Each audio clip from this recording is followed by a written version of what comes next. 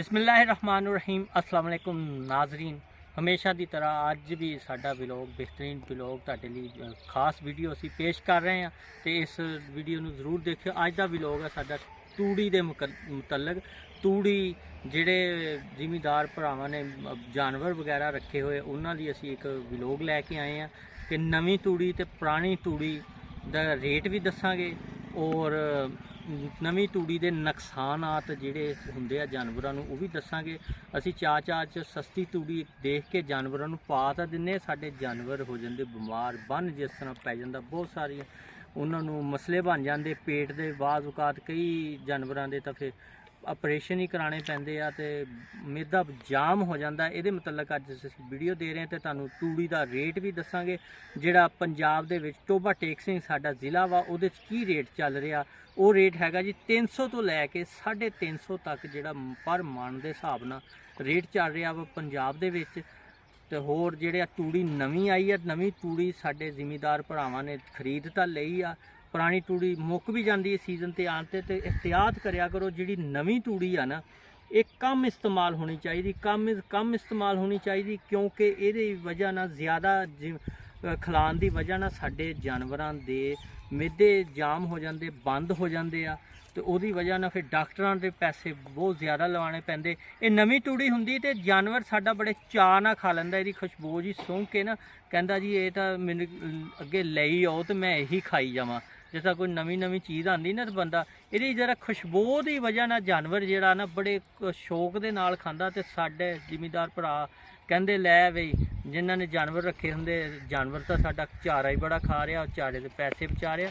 जे तुसी पुरानी तूड़ी नहीं मुक गई है ना तो अक्सर मुक जाती, क्योंकि टाइम इन्ना लम्मा नहीं जाता तो फिर नवीं तूड़ी इस्तेमाल च आ जाती। तो तुसी नवीं तूड़ी जिहड़ी इस्तेमाल करनी है ना तो अपने पट्ठे उहदे च ज़्यादा इस्तेमाल करने आ ते तूड़ी दा घट इस्तेमाल करना, क्योंकि ये घट इस्तेमाल करोगे तुहाडा जानवर खुश रहेगा तो इंशाअल्लाह खाएगा तो ज़्यादा ही। पर ये तूड़ी नूं बहुत शौक नाल खांदा, जिहड़ी इहदी स्मैल हुंदी उहनूं बड़ा पसंद करदा कि लै भी जिथे एक खाना तो उत्थे 2 बारी खा लिता जाए खाना। तो वह खा के ना फिर वह मैदा हो जाता जाम, उसकी वजह ना मैदे दे विच बड़े प्रॉब्लम हो जाते। वो तुहानूं फिर मैदे लई दवाइयां भी देनियां चाहिदियां, तो जरूर देनियां पैंदियां। बहुत सारियां दवाइयां वा उहदे नाम तो हुण तुहानूं नहीं दस सकदे। वैसे बहुत सारियां दवाइयां तुहानूं पता भी होऊगा, जिहड़े लोग देख रहे कि अपने जानवरां नूं किहड़ियां दवाइयां इस्तेमाल करांदे आ।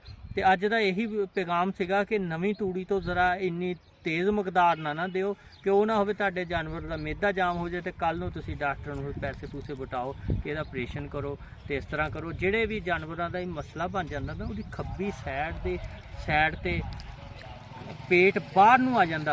ये निशानी आ, ये अज तुहानूं निशानी भी असीं दे रहे हैं कि ये निशानी हुंदी खब्बी साइड तो ना पेट बाहर नूं आना शुरू हो जाता। तो ये ब्लॉग तुसीं जरूर देखियो। तो तुहानूं इहदे च रेट भी दस दिता वा ते जानवरां दे बारे च भी दस दिता, एहतियात भी दस दित्ती आ। ते साडे कोल भी नवीं तूड़ी पई आ, तुसीं देख सकदे हो। ते नवीं तूड़ी किस तरह चमक रही आ, इहदी एक अपनी चमक हुंदी। जिस तरह तूड़ी ने पुरानी हुंदी जाना वा ते उस तरह इहदी चमक भी मरदी जानी आ। जिहड़ी पुरानी तूड़ी आ इहदे जरा नुकसानात नहीं हुंदे ते बहुत सारियां चीज़ां च भी इस्तेमाल हुंदे, कई दवाइयां दे तौर ते भी इस्तेमाल करदे पुरानी तूड़ी नूं। ते लिहाजा अज दा जिहड़ा व्लॉग सी तुहानूं असीं दस दित्ता, तूड़ी दे रेट भी दस दित्ते ते अपने एहतियातां भी दस दित्तियां, नवीं तूड़ी दे नुकसानात भी दस दित्ते कि ज़्यादा मकदार च नहीं इस्तेमाल करनी, अपने जानवरां नूं घट मकदार च जिन्नी हो सके तो इस्तेमाल कराओ। इंशाअल्लाह तुहाडे जानवर तंदरुस्त रहणगे।